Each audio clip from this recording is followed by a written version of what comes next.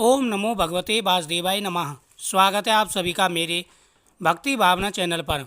दोस्तों, आज मैं आपको पुत्रदा एकादशी के उपाय के साथ साथ भाग्यशाली राशियों के बारे में जानकारी दूंगा और पुत्रदा एकादशी का महत्व क्या है, किस प्रकार से ये व्रत रखना है और साथ ही इसकी कथा क्या है। इस वीडियो के माध्यम से पूरी जानकारी आपको देने वाला हूँ। ध्यान से आपको वीडियो को सुनना है, पूरा लास्ट तक वॉच करना है। पुत्रदा एकादशी का व्रत साल में 2 बार किया जाता है। एक पुत्रदा एकादशी का आता है सावन के महीने में और दूसरा आता है पौष के महीने में। पुत्रदा एकादशी का बड़ा महत्व शास्त्रों में कहा गया है। जो दंपति संतान सुख पाना चाहते हैं, पुत्र सुख पाते हैं और जो अपनी संतान के सुखद स्वास्थ्य जीवन की कामना करते हैं, उन्हें पुत्रदा एकादशी का व्रत खास तौर पर करना चाहिए। जो लोग एकादशी व्रत करना चाह रहे हैं, उन्हें 10वीं तिथि से ही सात्विक भोजन करना है, दिनचर्या अपनानी है। सात्विक भोजन करें और साथ ही भगवान विष्णु के सामने प्रार्थना करें। एकादशी पर सुबह जल्दी उठना चाहिए और स्नान के बाद सूर्य को अर्घ्य अर्पित करें। ओम सूर्याय नमः मंत्र का जाप करें। सूर्य पूजा के बाद घर के मंदिर में भगवान विष्णु की पूजा करें और एकादशी व्रत का संकल्प करें। विष्णु पूजा में देवी महालक्ष्मी की प्रतिमा भी जरूरी है। दोनों देवी देवताओं का केसर में से दूध से अभिषेक करें। तुलसी के साथ भगवान को फल चढ़ाएं। धूप दीप जलाकर के एकादशी कथा का श्रवण करें। एकादशी पर दिन भर निराहार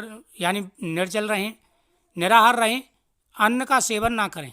आप फलों का सेवन कर सकते हैं, दूध का सेवन कर सकते हैं, आप कूटू का आटा, सिंगाड़े का आटा या आलू का सेवन कर सकते हैं। साथ ही ओम नमो भगवते वासुदेवाय नमः मंत्र का जाप करें। एकादशी के बाद यानी द्वादशी तिथि पर सुबह स्नान के बाद विष्णु भगवान की पूजा करें और किसी जरूरतमंद व्यक्ति को भोजन कराएं। इसके बाद स्वयं अन्न ग्रहण करें। इस तरह एकादशी का व्रत पूरा किया जाए तो मनवांछित फल की प्राप्ति होती है।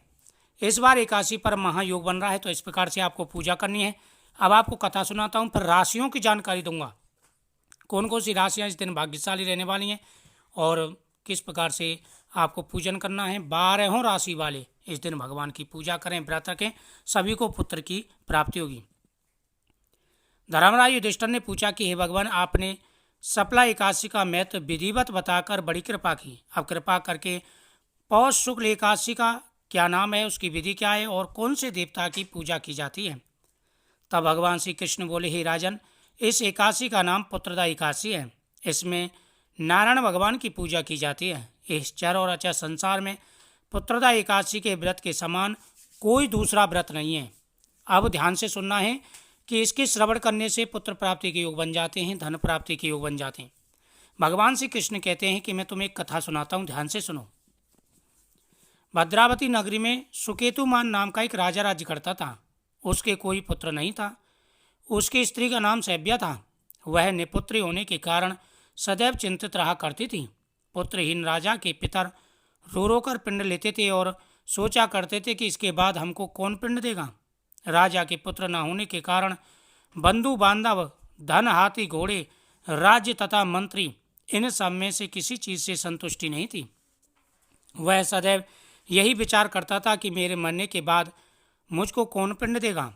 बिना पुत्र के पितरों और देवताओं का ऋण कैसे चलेगा। जिस घर में पुत्र न हो उसमें सदैव अंधेरा रहता है। इसलिए मुझे पुत्र प्राप्ति के लिए प्रयत्न करना चाहिए।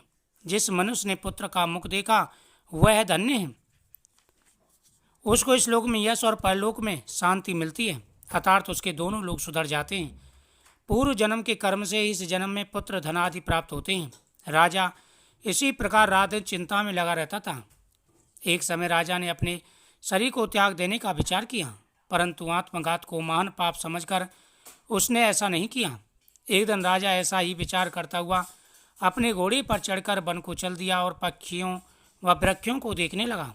उसने देखा कि वन में मृग, व्याघ्र, सूगर, सिंह, बंदर, सर्प आदि सब भ्रमण कर रहे हैं।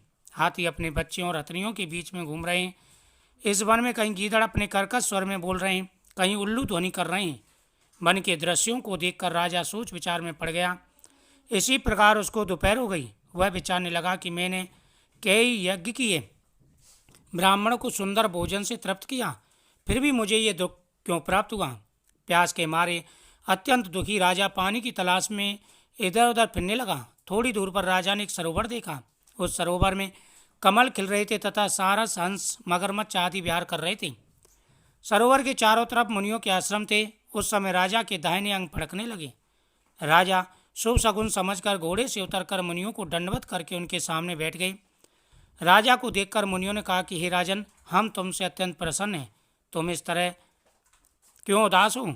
इस पर राजा ने पूछा कि हे मुनीश्वरों, आप कौन हैं और किस लिए यहाँ आए हैं? मुनि बोले, राजन, आज पुत्र की इच्छा रखने वाले को उत्तम संतान देने वाली पुत्रदा एकादशी का व्रत है। हम लोग विश्वदेव हैं और यहाँ पर स्नान करने के लिए आए हैं।